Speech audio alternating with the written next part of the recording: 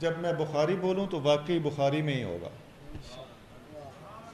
یہ بڑی اہم بات ہے. میں جو بخاری کرتا ہوں تو میرا مقصد یہ ہوتا ہے کہ آپ ذرا سوچیں میں کوئی ڈائجسٹ نہیں پڑھ رہا. اس طرف توجہ دیا کریں.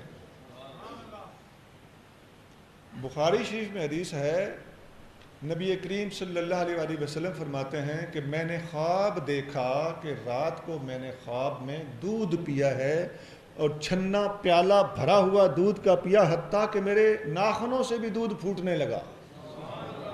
اور پھر میں نے اپنا بچا ہوا دودھ عمر فاروق کو دے دیا، وہ دودھ سارا عمر فاروق نے پی لیا. صحابہ نے پوچھا یا رسول اللہ اس کی تعبیر کیا ہے؟ آقا نے فرمایا دودھ سے مراد علم ہے. فاروق اعظم بہت بڑے عالم صحابہ میں شمار ہوتے ہیں.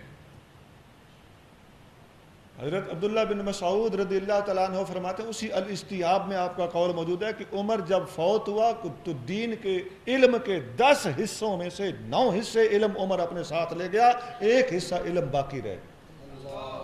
عبداللہ بن مسعود کا قول کتاب کا نام لے کے بتا رہا ہوں، صحیح قول ہے. اتنا زیادہ علم اللہ نے آپ کو عطا فرمایا. اور واقعی اس حدیث کے ساتھ جوڑو نا ذرا، بخاری شریف کی حدیث کہ حضور کا سارا بچا ہوا دودھ یعنی علم، دودھ سے مراد علم ہوتی. فاروق اعظم پی گئے.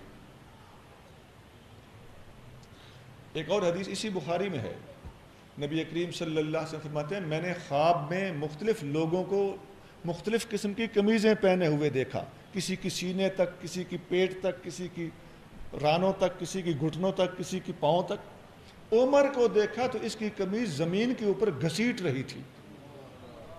صحابہ نے پوچھا یا رسول اللہ مطلب کیا ہے؟ فرمایا لمبی قمیض کا مطلب دین ہے. یہ آج بھی خوابوں کی تعبیر اسی طریقے سے ہوتی ہے. دودھ سے مراد علم اور لمبے لباس اور قمیض سے مراد دین، یعنی علم بھی ہے اور عمل بھی ہے.